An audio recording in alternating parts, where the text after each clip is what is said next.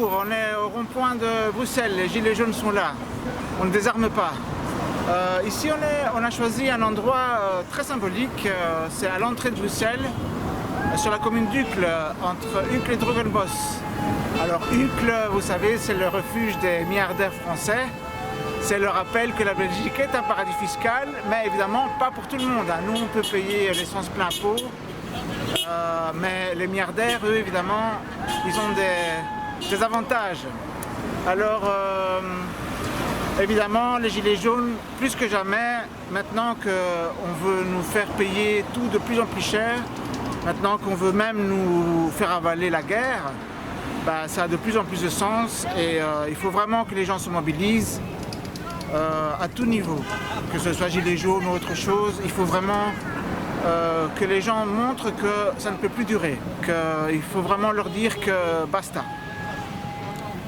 Alors on est aussi à l'entrée de Drogenbos. Drogenbos, c'est une petite commune à facilité de 6000 habitants qui a la particularité que le bourgmestre est élu de père en fils. Ils sont élus, mais c'est quand même bourgmestre de père en fils. Et en plus, c'est le baron local. Le baron local qui possède la moitié du territoire de sa commune, c'est le domaine du baron. C'est une commune de 6000 habitants qui a échappé à la fusion des communes par la grâce des contacts du bourgmestre, donc du baron, avec le CDNV, avec donc les ministres en charge du truc. Donc, on est dans la magouille. Et dans la commune à facilité, dans les problèmes belges, donc aux dernières élections, on avait le choix pour les élections communales entre la liste du baron local, donc avec Seigneur, ou bien la liste francophone, ou bien la liste néerlandophone, soit deux listes ethniques. Donc ça fait vraiment un choix devant lequel le citoyen, il ne peut rien choisir, il n'y a pas de projet politique, il ne peut pas dire plus de social et plus de quoi. Et qu'est-ce que le baron a fait de cette commune? En fait, au-delà de la gestion quotidienne, Drogenbos, il y a 30 ans, c'était des marais. C'était un endroit de verdure aux portes de Bruxelles. Il y avait des terrains de foot un peu sauvages, je me rappelle, on allait jouer là-bas. Il y avait beaucoup de nature et tout. La Seine réapparaît par ici. Donc c'est vraiment des endroits magnifiques. Depuis en 30 ans, c'est devenu Autoland. On a installé l'hyper Carrefour, tous les garages de voitures sont là, Citroën, Renault, BMW, enfin toutes les grosses marques, les marques de luxe sont là. Et donc voilà, donc c'est devenu une zone de périurbaine commerciale, un zoning commercial. Où évidemment qui draine beaucoup de nouveaux employés, puisqu'il n'y a plus d'emplois dans l'industrie, mais maintenant dans le commerce, il y en a plein. Et donc voilà, et donc évidemment, c'est pas étonnant. Beaucoup de gens nous klaxonnent ici, parce qu'évidemment, il y a beaucoup de travailleurs pauvres qui viennent ici, dans la logistique, dans le commerce. Et donc, on se devait d'être là aujourd'hui, voilà.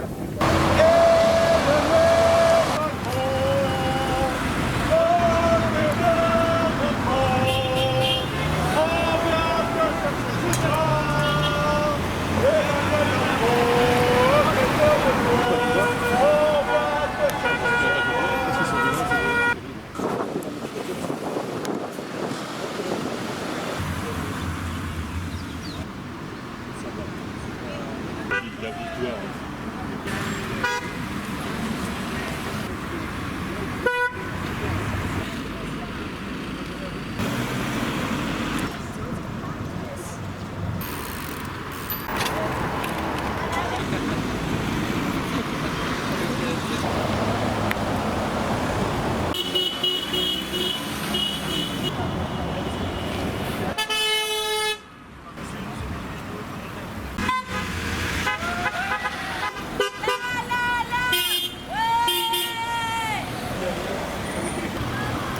Juste un petit peu de glouglou.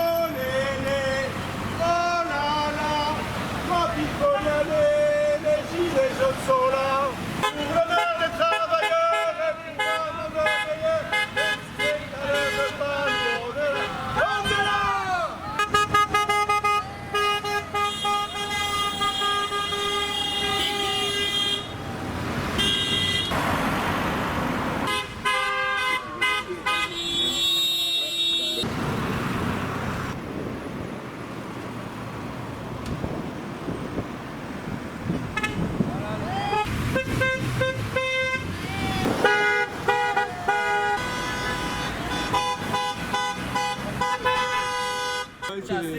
La photo donnera bien. À la limite, si tu décolles, tu peux...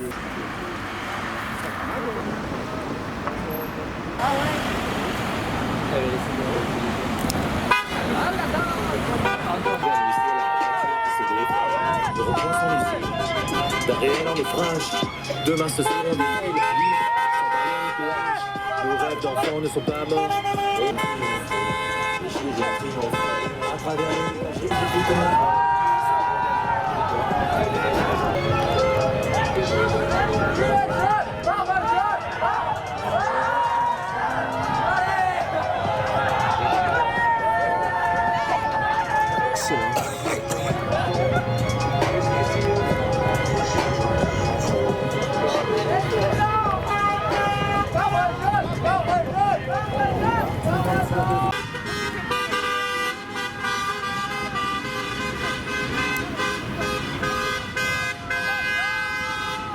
Bonjour, c'est Vincent, je viens de Liège.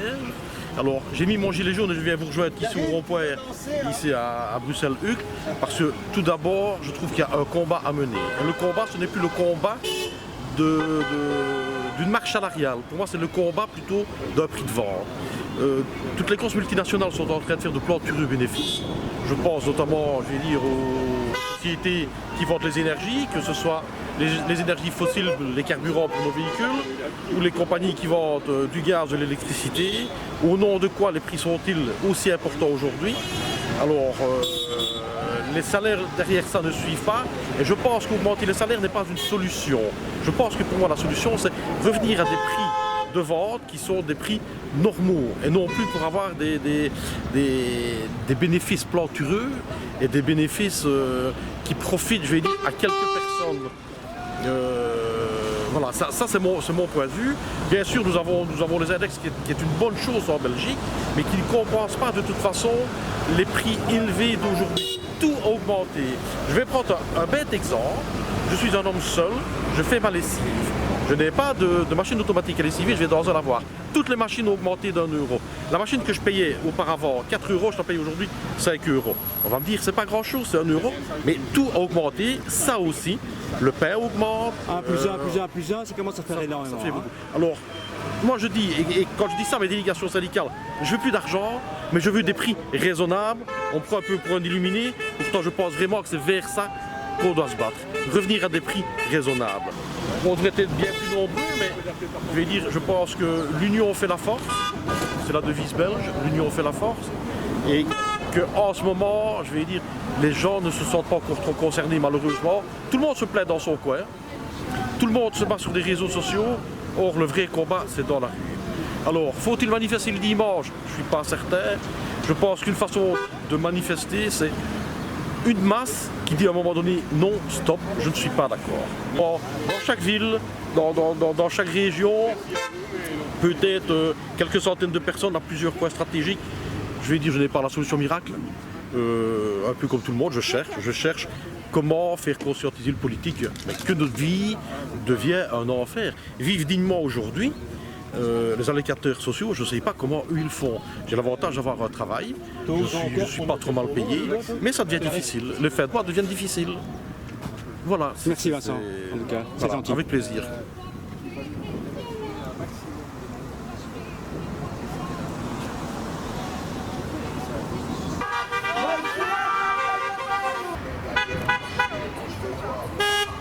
Moi j'ai mis mon gilet jaune parce que depuis, tout ce qu'on vit actuellement, et on nous ment. On ment le peuple, et surtout pour revendiquer la démocratie, on voudrait quand même quelque chose que le citoyen pourrait donner son avis. Et avec l'augmentation, les prix de l'énergie, tout qui augmente, et on nous dit que c'est à cause d'Ukraine, mais en fait c'est la taxe carbone européenne, parce que le coût de l'énergie, de l'essence, est vraiment au niveau de l'Europe. Quand on regarde dans certains autres continents, ils n'ont pas cette hausse. Donc nous, on est menés par l'Europe qui nous donne la taxe carbone à 7 € la tonne et maintenant 90 €. Donc ce qui fait augmenter le prix des carburants. Oui, il y a aussi la spéculation où les gens gardent leur spéculation. carburant pour espérer que ça augmente, évidemment. Voilà. Mais ça, c'est pour une Tout à partie de la fait. population. Parce qu'il y a des gens qui n'ont pas de voiture aussi, ils voudraient pouvoir vivre, finir leur fin de mois, pouvoir manger.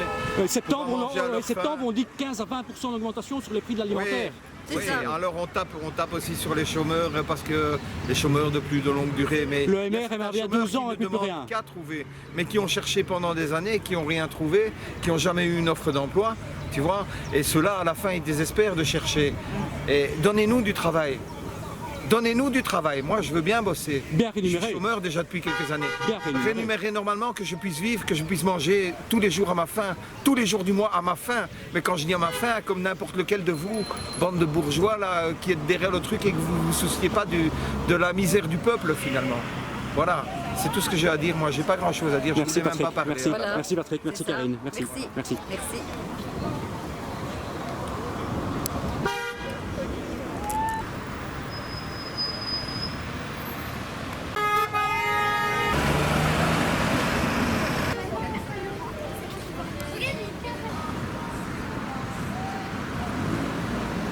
De serrurier.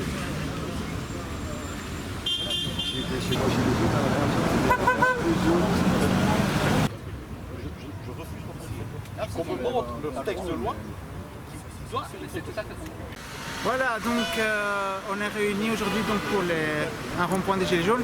Un petit mot quand même sur la Colombie. Hein. C'est un des rares pays d'Amérique latine qui a toujours voté à droite.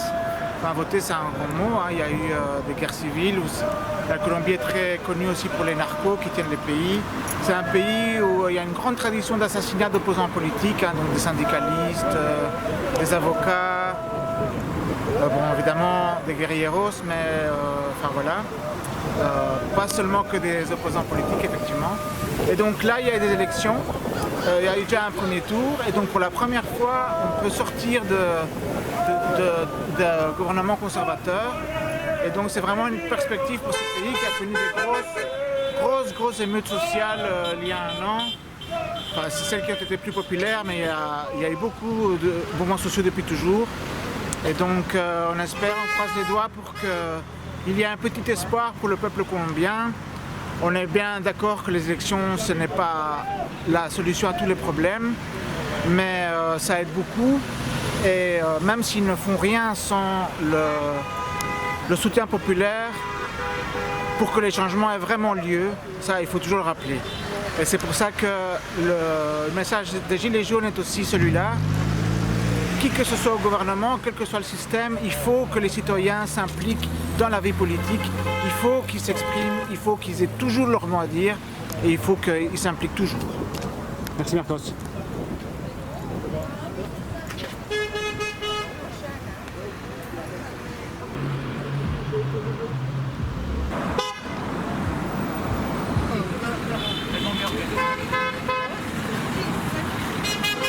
Ouais, mais maintenant, tu vois, et je vais revenir sur ce que tu dis. Des gens qui sont ouverts à une véritable